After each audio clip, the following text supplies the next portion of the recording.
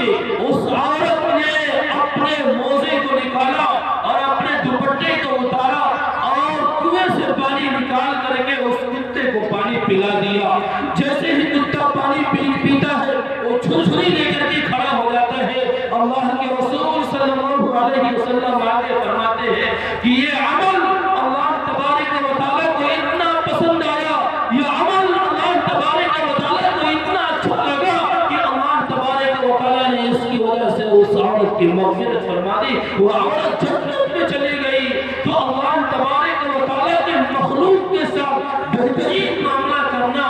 یہ کتنا اللہ تبارک و تعالیٰ کو راضی کرتا ہے، کتنا اللہ تبارک و تعالیٰ کی نظر میں محبوب اور پسندیدہ ہے، ہم اس کا اندازہ نہیں لگا سکتے۔ اس لیے حدیث میں کہا گیا لا تحقرن من المعروف شیئا، کسی بھی نیکی کو حقیر مت سمجھو، کسی بھی نیکی کو کمتر مت سمجھو، حتیٰ کہ اگر ہم راستہ چلتے ہوئے چل رہے ہیں اور کوئی کنکر بڑا آ گیا، کوئی بڑا ڈھیلا آ گیا جس سے خطرہ ہے کہ ٹکرا کر کے گر جائے گا، اس کو اٹھا کر کے کنارے کر دو، یہ بھی نیکی کا کام ہے۔ اور ایک آدمی کی مغفرت تو اسی بات پر ہو گئی کہ اس نے راستے سے تکلیف دہ چیز کو ہٹا دیا تھا۔ اللہ کے رسول صلی اللہ علیہ وسلم نے ارشاد فرمایا الایمان بضع وسبعون درجہ، ایمان کے 70 سے بھی زائد درجے ہیں، اعلیٰ افضلها قول لا الہ الا اللہ، سب سے افضل یہ ہے لا الہ الا اللہ کا کہنا، وادناها اماطۃ الاذى عن الطریق، اور ایمان کا سب سے کم درجہ یہ ہے کہ وہ راستے سے تکلیف دہ چیز کو ہٹا دے۔ تو ایمان کے 70 درجے ہیں، بعض روایتوں میں 70 سے بھی زائد ہیں۔ اعلیٰ لا الہ الا اللہ کہنا ہے، اور اس لا الہ الا اللہ کی اہمیت کو سمجھو،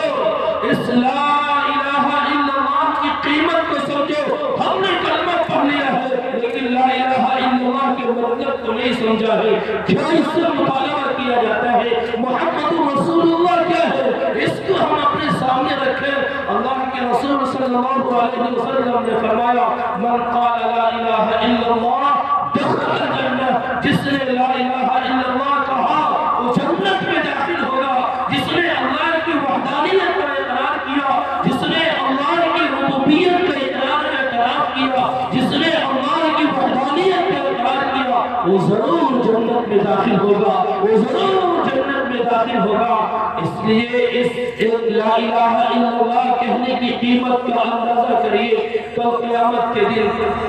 ایک شخص آئے گا، اس کو پیش کیا جائے گا، ایک طرف پورا گناہوں کا انبار ہوگا، اتنا بڑا ہوگا، یوں تو سوچے گا اب تو میں ہلاک ہو گیا، میرے پاس تو کچھ نہیں ہے، میں تو تباہ برباد ہو گیا۔ وزن کیا جائے گا، اتنے میں جب وہ دیکھے گا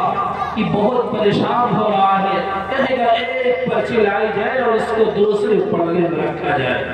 جب کوئی چیز وزن کی جاتی ہے تو اس وقت 2 پلڑا ہوتا ہے، ایک پلڑے میں اس کے گناہ اتنے گناہ ہوں گے کہ وہ پریشان ہو جائے گا۔ کہا جائے گا ایک بطاقہ لاؤ، ایک بطاقہ لاؤ اور ایک کاغذ لے کر کے آؤ۔ چنانچہ وہ کاغذ لے کر کے آیا جائے گا، وہ کہے گا اس سے کیا ہونے والا ہے، ایک طرف اس کو رکھا جائے گا اس سے کیا ہوگا، لیکن جب اسے پرچی کو دوسرے پلڑے میں رکھا جائے گا وہ پلڑا فوراً جھک جائے گا، یہ پلڑا اٹھ جائے گا،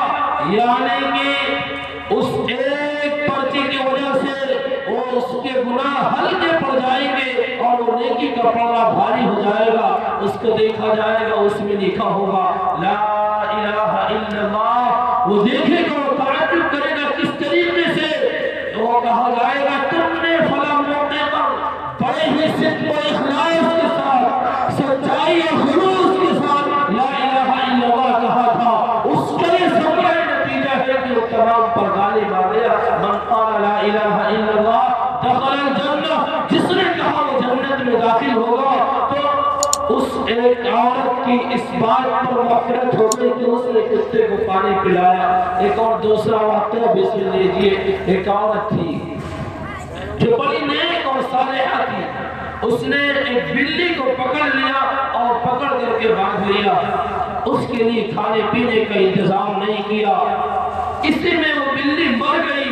اللہ کے رسول صلی اللہ علیہ وسلم نے فرمایا اس نے بلی کو باندھا، اس نے بلی کو روکا اور اس کے لیے اس نے کھانے پینے کا انتظام نہیں کیا، اس کی وجہ سے اس عورت کو عذاب ہو رہا ہے۔ اس لیے جو آزاد جانور ہے اگر کوئی اس کو باندھتا ہے تو اس کے کھانے پینے کا بھی انتظام کرے، ورنہ اس کو چھوڑ دے، وہ اپنی روزی تلاش کر لے گی۔ اللہ تبارک و تعالیٰ نے اس کو پیدا کیا، روزی تلاش کرنے کا ہنر بھی اس کو دے دیا، روزی تلاش کرنے کا اس کو طریقہ بھی سکھلا دیا، وہ اپنے کھانے کا انتظام کر لے گی۔ اس لیے فَأَحَبُّ الْخَلْقِ إِلَى اللَّهِ مَنْ أَحْسَنَ إِلَىٰ عَيَالِهِ، اللہ تبارک و تعالیٰ کی نظر میں سب سے زیادہ پسندیدہ وہ شخص ہے جو اس کی مخلوق کے ساتھ بہترین کا معاملہ کرنے والا ہو، بھلائی کا معاملہ کرنے والا ہو۔ مجھے دو باتیں اور یاد آئے، مختصر سے میں آپ کو بتلاؤں۔ حضرت شاہ حکیم محمد اختر صاحب رحمۃ اللہ علیہ نے اپنی کتاب میں ایک واقعہ لکھا ہے، ایسے واقعے ہماری زندگی میں بارہا پیش آتے رہتے ہیں۔ ایک آدمی تھا، وہ اپنے آفس سے گھر آیا، بھوک بہت لگی تھی،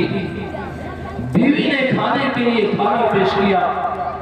جب وہ کھانا لقمے کو اٹھایا اس میں نمک تیز تھا، بھوک بہت لگی تھی، غصہ بھی آیا کہ بھوک بہت لگی ہے اور اس نے کھانے کے لیے جو کھانا دیا اس میں بڑا نمک تیز ہے۔